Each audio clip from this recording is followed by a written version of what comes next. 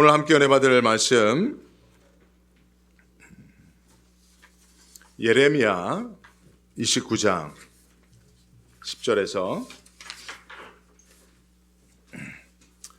14절까지 말씀입니다. 교독으로 읽도록 하겠는데요. 제가 먼저 10절 읽습니다. 나 여호와가 이같이 말하노라. 바벨론에서 70년이 차면 내가 너희를 권고하고 나의 선한 말을 너희에게 실행하여 너희를 이곳으로 돌아오게 하리라.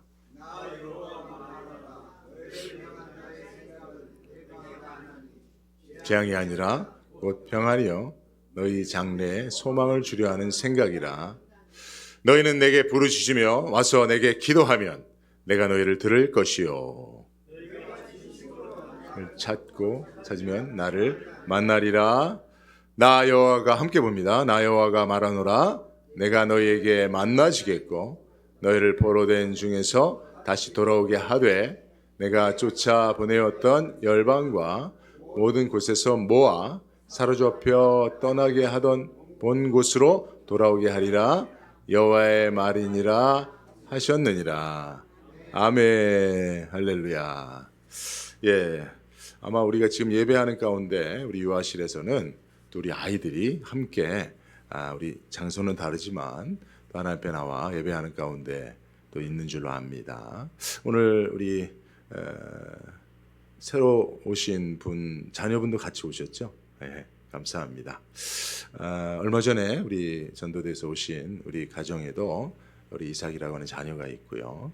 그래서 저희 교회가 이제 어린 아이들이 이렇게 함께 남가주 안디옥교회 성도로 이렇게 대를 이어서 신앙의 다음 세대가 이루어지는 그런 소망들이 생겨나고 있습니다. 여러분들 많이 사랑해 주시고 또 기도해 주시고 저희 교회가 다음 세대를 믿음으로 잘 키워낼 수 있는 그런 신앙 공동체가 될 수 있도록 여러분들 많이 기도해 주시길 부탁을 드립니다. 예. 오늘 나를 향한 하나님의 생각 이라고 하는 제목으로 말씀 전합니다. 오늘 추수감사주일이죠. 그죠? 예. 사실 감사절에는 그 어느 때보다도 더 하나님께 큰 감사를, 더 깊은 감사를, 또 더 진실된 감사를 드려야 하는 그런 날이라고 생각을 합니다. 여러분들 오늘 좀 특별한 감사의 마음을 가지고 하나님 앞에 나오셨습니까? 예. 근데 사실 여러분 제일 힘든 것 중에 하나가 감사하는 것 아니에요? 우리 인간관계 속에서도 사실 우리가 충분히 감사하며 살지 못하는 가운데 있습니다. 특별히 우리가 하나님 앞에 감사하는 것이 어려운 것은 하나님은 우리의 무엇을 보세요? 네, 마음, 중심을 보시잖아요. 그러니까 감사만큼은 특별히 하나님 앞에 드리는 감사만큼은 형식적으로 되어지는 일이 아니에요. 우리 마음을 잘 보고 계시는 하나님이기 때문에 우리 마음으로부터 우러나오는 감사가 하나님을 기쁘시게 하고 영광되게 하는 것 아니겠습니까? 그래서 사실은 이 감사절, 이 절기설교를 준비하는 목사는 고민이 많습니다. 제가 이제 설교를 함께 쉐어하는 그런 이제 목사님들도 계신데 저한테 부탁해 오는 거예요. 목사님, 이번 감사절에 좀 남다른 특별한 감사 설교 뭐 없겠습니까? 하고 물어오더라고요. 한 목사님은 그러시더라고요. 오랫동안 목회를 하다 보니까 어떻습니까? 절기마다 주제가 같잖아요. 근데 같은 주제를 가지고 매년 다른 설교를 하는 게 어렵다는 거예요. 특별히 자기 교회는 설교를 꼼꼼히 노트하는 성도가 있대요. 그 성도가 미워 죽겠대요. 왜냐하면 작년에 한 감사절 설교, 재작년에 하는 감사절 설교, 쭉 한 10년, 15년치를 갖고 있으니까 한 번쯤은 한 3, 4년 전 걸 가져다가, 왜냐하면 목사도 감사에 대해서 매년 다른 주제로 특별히 사실 1년 안에 감사에 대한 설교는 서너 번 꼭 해야 되기도 합니다. 그죠? 맥주 감사절, 추수 감사절은 분명히 해야 되고요. 또 연말에 또 새해에 사실 감사에 대한 주제의 설교를 꼭 해야 되잖아요. 그러니까 이거 매번 다른 감사에 대한 주제로 설교하기 어렵다는 거예요. 그래서 저한테 뭐가 없냐고 물어보시기도 했는데 사실 저도 같은 고민이에요. 저도 이번 감사절에 여러분들에게 어떤 설교를 특별히 정말 하나님을 기쁘시게 하는 감사의 마음을 중심을 보시는 하나님 앞에 우리가 정말 하나님을 기쁘시게 하는 진정한 감사를 어떻게 드릴 수 있을까? 제가 여러분들에게 설교를 통해서 그 마음들을 불러일으켜야 된다고 하는 그런 책임감이 있잖아요. 그래서 저도 고민하면서 그렇게 신음하는 가운데 우연하게 오늘 본문의 말씀을 하나님 주셨어요. 제가 새벽에 여러분들을 위해서 기도하는 거 아시죠? 네, 새벽에 저의 기도는 대부분 중보 기도예요. 성도들을 위한 중보 기도입니다. 특별히 한날 지난 화요일로 기억이 되는데 한 분을 위해서 깊이 중보 기도를 하는데 제 중보 기도의 방식은 이렇습니다. 저는 그냥 그분이 뭘 원하고 바라고 이런 걸 기도를 안 해요. 네, 그런 기도도 늘 하지만 저의 중보 기도의 방식은 하나님께서 그 성도에게 가지고 계신 계획과 마음을 알려달라고 기도합니다. 사실 그것이 이루어져야 진정한 축복이고 진정한 중보 아니겠습니까? 그죠? 그래서 그 기도를 했어요. 하나님, 이 성도님에 대한 하나님의 계획이 무엇입니까? 하나님의 그 성도를 향한 마음을 내게 부어 주옵소서. 그러면 내가 그것을 가지고 기도하겠습니다. 사실 보통은 이렇게 기도하면 하나님께서 그 성도들을 향하여 가지고 계신 계획을 말씀해 주셔요. 하나님이 그 성도를 바라보시는 그 마음을, 그 시선을 저에게 부어 주셔요. 사실 이게 저에게 있어서 가장 큰 목회 동력이거든요. 제가 여러분들보다 나은 게 뭐가 있습니까? 제가 여러분들보다 나은 게 뭐가 있어요? 없어요. 너무나 동의하시는 것 같은데 맞습니다. 없습니다. 그럼에도 제가 여러분들 앞에 서서 목사로 사역할 수 있는 유일한 근거는 하나님 마음이거든요. 제가 이 기도하면 하나님이 여러분들에 대한 하나님의 마음과 계획을 말씀해 주세요. 그럼 저는 그걸 가지고 여러분들을 섬기는 거예요. 그런데 그날은 아무런 응답이 없는 거예요. 하나님 아무런 말씀을 안 하셔요. 그 성도를 향한 하나님의 마음을 하나도 마음속에 부어주지 않으시는 거예요. 그래서 제가 내내 그 기도만 해서 하나님 왜 오늘은 말씀하지 않습니까? 왜 그 성도를 향한 그 마음을 내게 부어주지 않습니까? 하나님 이것이 부어줘야 제가 그 성도를 위해서 진정한 중보자가 될 수 있지 않습니까? 라고 기도하는데 말씀이 없으신 거예요. 근데 기도의 말미에 세밀한 하나님의 음성이 들려지는 듯합니다. 하나님께서 이렇게 말씀하시는 거야. 유 목사야, 너를 향한 나의 생각과 마음은 너는 알고 있니? 이렇게 물어보시는 거예요. 제가 좀 충격을 받았습니다. 사실 제가 성도들을 위한 하나님의 생각, 성도들을 향한 하나님의 마음에 대해서는 늘 기도해 왔어요. 근데 어느 순간 하나님이 나에 대해서 어떤 생각과 마음을 가지고 계시지에 대한 기도는 사실 하지 않았던 것 같아요. 그날 하나님께서 제게 내가 너를 어떠한 마음과 생각과 계획을 가지고 바라보고 있는지를 먼저 말씀하고 싶으셨던 거예요. 근데 여러분, 이것을 알아야 우리가 하나님 앞에 감사할 수 있더라고요. 그죠? 우리 주변의 환경과 상황을 보면 때로는 감사하지만 때로는 원망불평하잖아요. 그죠? 늘 우리 상황이 좋을 수만은 없기 때문에. 그러나 그 가운데서도 우리를 사랑하시는, 우리를 향한 하나님의 생각, 그 마음들, 그것을 우리가 알 수 있다면 어떤 상황에서도 우리는 하나님 앞에 진정한 감사를 드릴 수 있게 되는 것입니다. 그래서 오늘 하나님께서 이 말씀을 주신 거예요. 그래서 오늘 본문 말씀 가지고 우리를 향한 하나님의 생각, 특별히 나를 향한 하나님의 마음이 어떠한지를 오늘 깨닫고 그것으로 인하여 감사하는 시간이 될 수 있기를 주의 이름으로 축복합니다. 자, 오늘 말씀 보면요, 첫 번째로 나를 향한 하나님의 생각은 하나님이 아신다라고 하는 말씀이에요.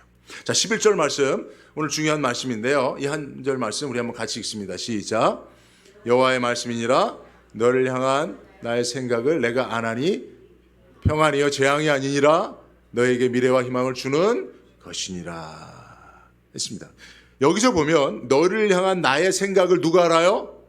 하나님이 아신다는 거예요. 그러니까 하나님 앞에 물으라는 거죠. 근데 여러분, 특별히 여기서 생각은 영어 성경을 보니까 For I know the plans I have for you 라고 되어 있어요. 그러니까 영어 성경에서 보면 나를 향한 하나님의 생각은 뭐예요? 나를 향한 하나님의 계획인 거예요. 계획. 그러니까 하나님은 우리들을 향하여 다 계획이 있으십니다. 아멘이죠? 여러분 중요합니다. 우리 인생을 향한 하나님의 구체적인 계획들이 있습니다. 나를 향한. 자, 한번 따라해 봅시다. 나를 향한 하나님의 계획이 있다. 이 계획을 하나님이 아신다. 그죠? 이게 중요한 겁니다. 네. 여러분 기생충이라고 하는 영화. 요새 지금 한국의 문화가요. 영화, 드라마, 뭐 또 음악, 세계를 지금 휩쓸고 있어요. 얼마나 감사한지 몰라요. 그 중에 한 1위를 담당했던 게 이제 기생충이라는 영화였죠. 봉준호 감독. 봉준호 감독이 기생충이라고 하는 영화에 많은 메시지를 담아두고 있는데 그 가운데 하나가 계획입니다. 그래서 거기 계획에 대한 매우 중요한 명대사가 있어요. 그 중에 하나가 이제 송강호가 자기 아들에게 아들아 너는 다 계획이 있구나 라고 하는 계획에 대한 이야기가 있어요. 그러니까 아들이 대학을 졸업하지 않았는데 명문대학교 졸업장을 만들어서 그 부잣집에 가정교사로 들어가려고 계획을 세우는 걸 보고 야 아들아 너는 다 계획이 있구나 이렇게 얘기를 해요. 네. 그런데 일이 점점 커집니다. 그 집에 가족들이 다 신분을 속여서 들어가서 그 부잣집에서 일을 하게 됩니다. 그 일이 점점 커지니까 좀 두려움이 생기잖아요. 그럴 때 가족들이 물어봐요. 아버지 무슨 계획이 있어요? 그러니까 송강호가 이런 얘기를 합니다. 무계획이 계획이야. 사람이 계획을 세우면 실패할 수도 있지만 계획이 없으면 실패할 일도 없다. 그러니까 계획을 세우지 않는 거야 라고 계획에 대한 봉준호 감독의 사람들이 계획을 세워서 처음에는 구체적인 계획이 있구나 이것을 칭송하는 듯 보입니다. 그런데 인생을 살아보니까 계획을 세우면 실패할 수 있다라고 하는 그런 메시지를 담아두는 거예요. 그리고 맨 마지막 결론이 뭐냐면 송강호가 그 아버지가 그 부잣집 지하에 갇히게 됩니다. 그때 아들이 그런 계획을 아버지에게 얘기를 해요. 제가 그 집을 사면 아버지는 그냥 지하에서 올라오시기만 하면 돼요 라고 하는 아들의 계획을 이야기합니다. 근데 여러분 이 계획이 실현될 수 있는 것일까요? 실현될 수 없는 계획이죠. 네.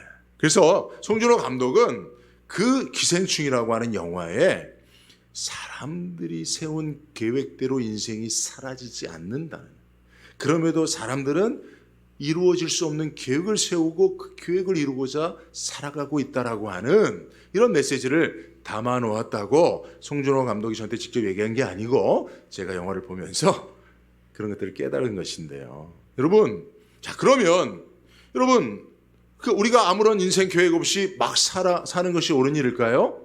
아니죠. 그러면 우리는 어떤 인생 계획을 세우며 살아갈 것이냐라고 하는 것이 오늘 본문의 말씀에서 하나님 우리에게 가르쳐 주시는 거예요.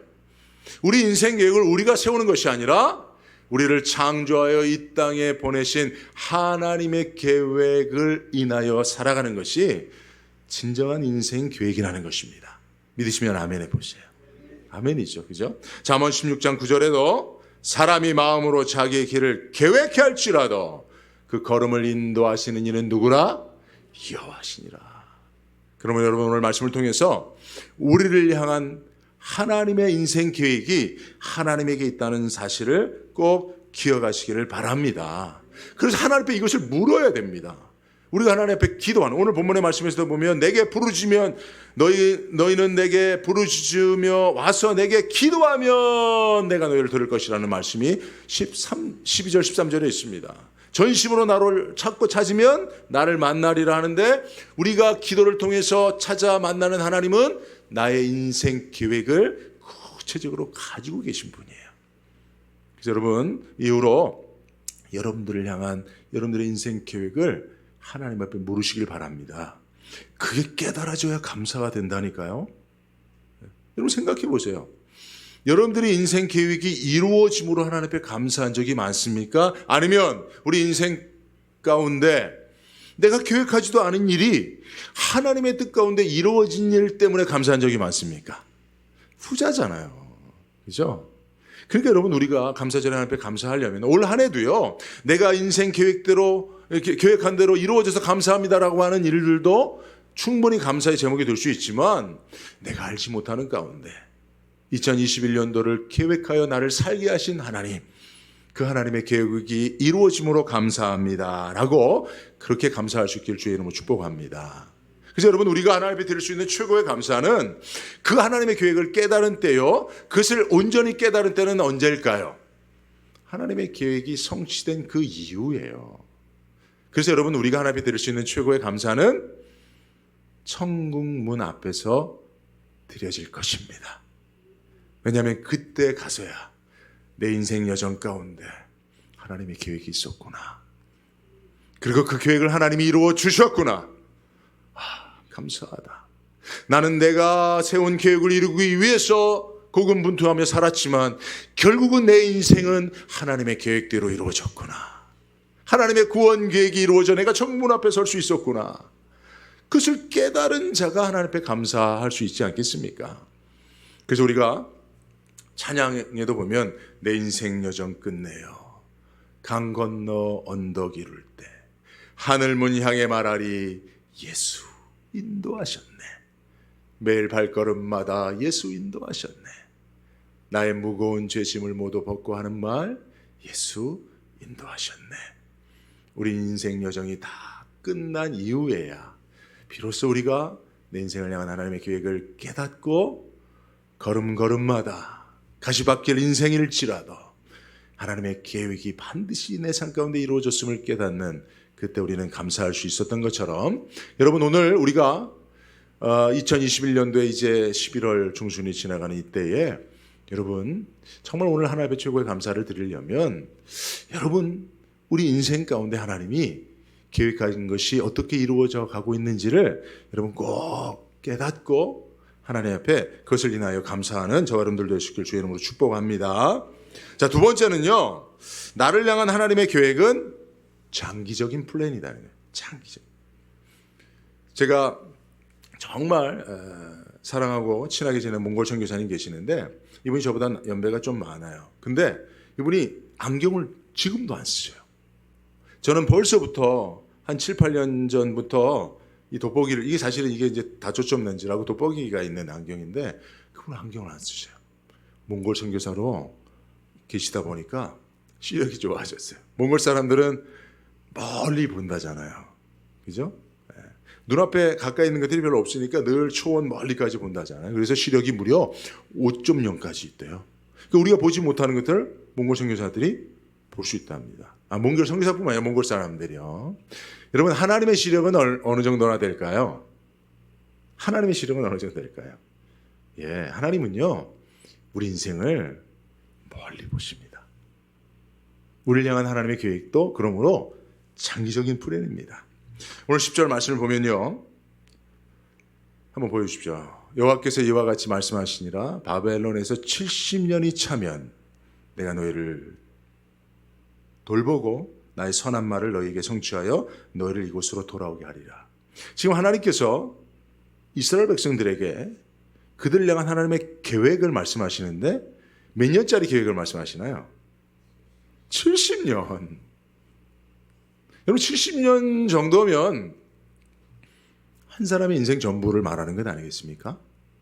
그리고 그 안에는 자녀 세대까지 포함되고 있는 건 아니겠습니까? 그죠? 저도 이제 이제 50 중반인데 저희 자녀들이 벌써 이제 20대 후반까지 애들이 왔으니까. 그러니까 한 사람의 인생에 대한 70년의 계획은 그와 그의 자녀 세대를 다 포함하고 있는 거예요. 그러니까 하나님께서 지금 이스라엘 백성들에게 너를 향한 나의 계획, 너희를 향한 나의 생각 말씀하시는데 70년을 바라보시면서 말씀하고 계시다는 것입니다. 그러므로 여러분, 우리가 우리를 향한 하나님의 인생 계획을 너무 단편적으로 보면 안 돼요. 어느 순간에 매몰되면 안 돼요. 하나님의 계획은 우리 인생 계획 전부를 포함하고 있는 것이기 때문인 것입니다.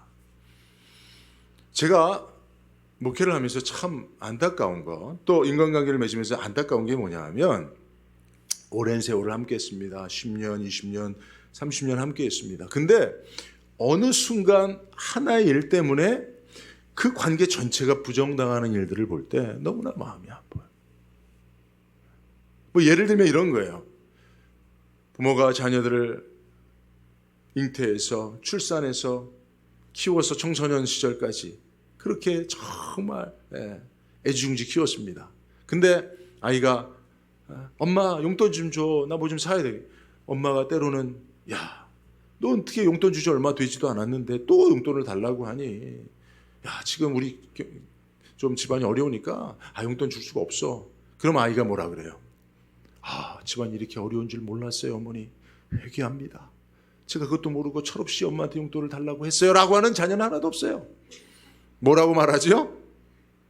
지금까지 나를 위해서 해준 게 뭐가 있어?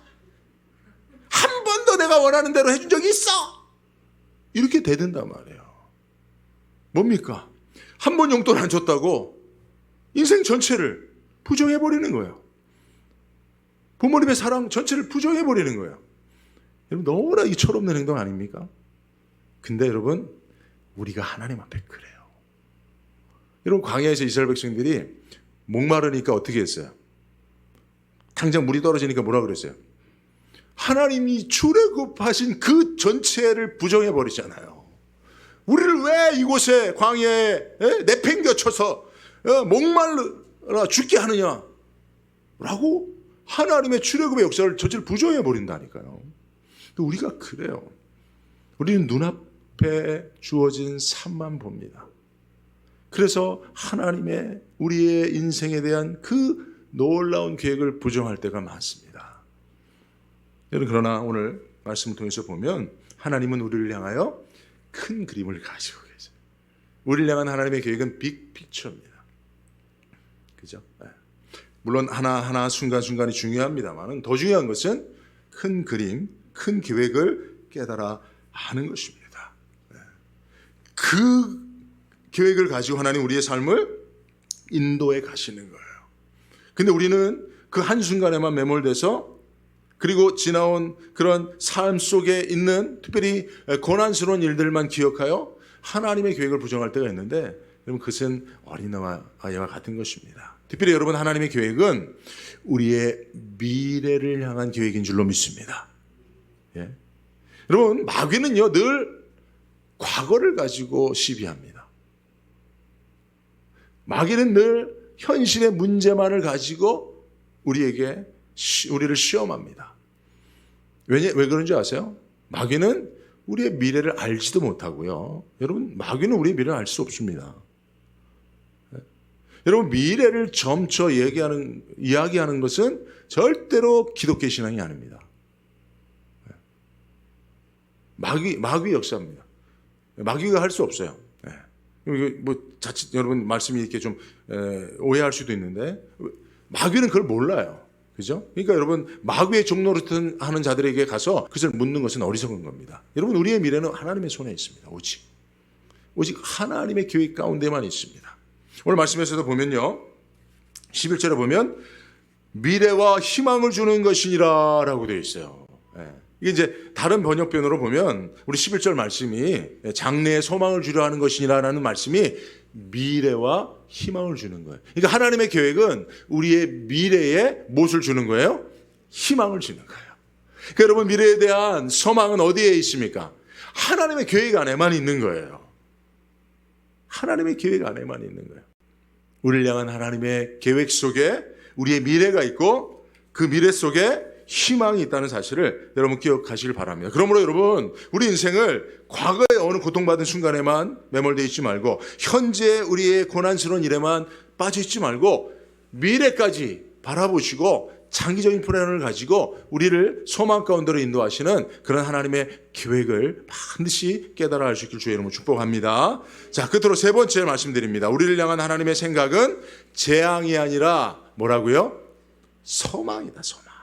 11절 말씀을 보니까 여호와의 말씀이니라 너희를 향한 나의 생각을 내가 하나니 평안이요 재앙이 아니니라 너에게 미래와 희망을 주는 것이라 했어요. 근데 여러분 왜 하나님께서 이스라엘 백성들에게 야, 너희를 향한 나의 생각, 너희를 향한 나의 마음, 너희를 향한 나의 계획은 야, 재앙 아니야 라고 말씀하셨을까요? 이것은 무엇을 보여주는 겁니까? 이스라엘 백성들이 하나님이 자기들을 향하여 재앙을 줄 것이라는 그런 오해를 하고 있었다는 얘기 아니겠습니까? 그죠? 여러분 혹시 그런 마음들이 있으세요?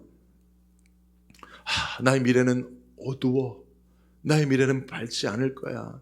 나는 앞으로 어떤 일이 발생해서 나는 재앙에 빠질 거야. 혹시 이런 두려움 가운데 살고 계신 분들은 오늘 말씀을 통해서 그 마음을 다 버리시기를 바랍니다. 근데 여러분 우리가 이런 마음을 갖는 이유가 뭐예요? 이스라엘 백성들이 왜 하나님께 대하여 이런 마음을 가졌습니까?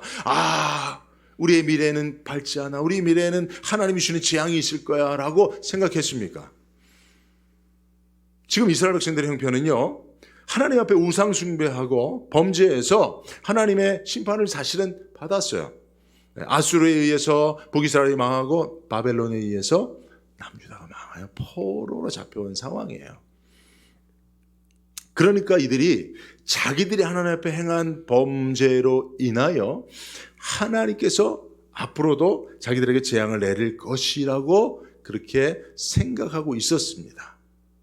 그 사실을 하나님께서 그 중심을 아시고 하나님께서 말씀하시는 거예요. 얘들아, 아니야. 그렇지 않아. 너를 향한 나의 계획은 재앙이 아니다. 미래를 주고 그 미래에 소망을 주는 거야. 희망을 주는 거야 라고 말씀하십니다. 여러분 우리 인생에는 우리가 행한 일들로 인한 인과응보가 분명히 존재합니다. 그러나 그것을 초월하시는 것이 우리를 향한 하나님의 사랑인 줄로 믿습니다. 참으로 그래요. 여러분 우리가 행한 대로만 앞으로 보응을 받고 산다면 소망이 없죠. 미래가 어둡죠. 그런데 이것을 초월한 하나님의 사랑이 있습니다. 인과응보를 극복하시는 하나님의 계획이 있습니다. 오늘 이것을 볼 수 있기를 바라요. 끝으로 한 말씀 더 드리면, 이제 토요일마다 우리 장 목사님이 설교를 하세요, 새벽에. 참 은혜롭습니다. 이제 어제도 제가 참 설교를 들으며 많은 은혜를 받았는데, 이제 전도에 대한 얘기를 하셨어요. 그 훈련소에서 교관할 때 훈련생들을 이제 전도한 이야기를 하셨는데, 참 하나님 은혜가 넘치더라고요. 제가 이제 그 말씀을 듣고 이제 잠깐 기도하는데, 하나님께서 저에게 이제 하신 말씀이 뭐냐면, 제가 전도했던 일들을 생각나게 하시는 거예요. 제가 그것을 다 잊어버리고 있었던 것 같아요. 왜냐하면 제가 사실은 전도사 때 또 보니까 전도를 많이 했더라고요. 제가 주일학교 있을 때는 특별히 여름 성경학교 있으면 제가 여름에 그 공원에 가서 아이들 불러다 놓고 글 없는 책 뭐 이런 것들을 가지고 전도를 많이 했어요. 그래서 그 아이들 데리고 교회 와서 여름 성경교도 하고, 그런 아이들이 이제 다 컸죠. 그게 94년, 95년 그랬으니까. 그리고 제가 교회를 개척하고도 생각해 보니까 전도를 많이 했더라고요. 개척교회 문 열고 들어오는 성도가 없습니다. 10명, 20명, 30명, 40명, 50명 될 때 다 그 성도들이 저와 제 아내가 전도한 성도들이었더라고요. 근데 제가 이것을 왜 잊어버리고 있었냐면, 제가 목회하면서 교회가 좀 커졌다고 교만해져서 마치 교회 안의 왕처럼 군림했던 때가 있었습니다. 그리고 목회적 선택을 잘못해서 교회에 어려움을 끼쳤던 때도 있었던 거예요. 그러는 가운데 제 마음속에 나처럼 이렇게 부족한 자가 앞으로 어떤 목회를 통해서 하나님을 기쁘시게 할 것인가, 그런 소망을 다 잃어버렸던 것 같아요. 제가 내가 그동안 목회했던 것들을 보니까, 내가 한 실수와 잘못들을 생각하니까, 나 같은 사람에게 하나님이 무슨 소망을 가지고 또 앞으로 목회를 할 수 있도록 기회를 주시겠는가, 사실은 그런 마음들이 많았던 거예요. 그래서 그런 자책감 때문에, 죄책감 때문에 이전에 제가 하나님을 기쁘시게 했던 전도의 내용들을 다 그냥 마음속 저 밑으로 그냥 다 잊어버리고 있었던 것 같아요. 근데 하나님이 어제죠. 어제 새벽에 전도에 대한 간증을 들으면서 제 마음속에 네가 한 영을 위해서 전도했을 때 얼마나 기뻐한지 아냐. 나는 잊지 않고 있다. 저는 저의 행한 잘못으로 나의 앞에 미래의 소망을 다 잃어버리고 있었지만 하나님은 제가 행한 잘못들은 다 잊어버리시고 제가 하나님을 기쁘시게 했던 그 하나하나 그것을 다 기억하시고 제 미래에 소망을 주려 하는 계획을 가지고 계시더라고요. 여러분, 우리가 지금까지 어떻게 살아왔는지 저는 잘 모릅니다. 여러분들 아시죠? 그리고 하나님이 아시죠? 혹시 올 하루에도 내가 하나님 앞에 뭐 한 게 있나? 내가 하나님을 기쁘시게 한 게 뭐가 있나? 또 하루에도 하나님을 기쁘시게 하지 못하는 일들만 많이 했으니 이거 나 같은 사람 통해서 하나님이 받으실 영광이 무엇이겠는가? 혹 이런 마음들이 있으신 분들 계시면 여러분 오늘 다 십자가에 내려놓으십시오. 하나님은요, 여러분들이 이 시간 이렇게 드리는 예배도 절대로 잊지 아니하십니다. 여러분들이 그저 마음속으로 중얼거린 기도조차도 하나님 절대로 잊지 아니하십니다. 여러분들이 하나님을 위하여 드린 그 무엇이라도 여러분 오늘도 보니까 새 가족이 과일을 하나 사갖고 박스를 들고 오는 걸 제가 이렇게 받았는데 여러분 어찌 보면 우리가 생각할 때는 아무것도 아닌 것 같지만 하나님은요 절대 잊지 아니하십니다. 그것을 기반으로 저와 여러분들을 향한 미래의 계획을 즐겁게 세우시는 이가 하나님이시라는 사실을 꼭 기억하시고 그 하나님의 계획을 가지고 미래의 소망을 가지고 그리고 그 계획을 우리에게 주신 하나님 앞에 진정한 감사를 드릴 수 있는 저와 여러분들 될 수 있기를 주의 이름으로 축복합니다. 걸어가신 하나님 감사합니다. 우리를 향한 하나님의 사랑은 우리가 행한 모든 잘못을 극복하고 이기고 승리하게 하시는 줄로 믿습니다. 그리고 우리를 향한 하나님의 계획은 미래의 소망을 주는 계획이니 하나님 오늘의 현실이 어렵더라도 나를 사랑하신 하나님의 나를 향한 계획 그 생각을 깨달아 그 안에서 감사하는 우리 나가지 안디옥교회 모든 성도님들 되게 하여 주옵소서. 예수님의 이름으로 기도드리옵나이다. 아멘.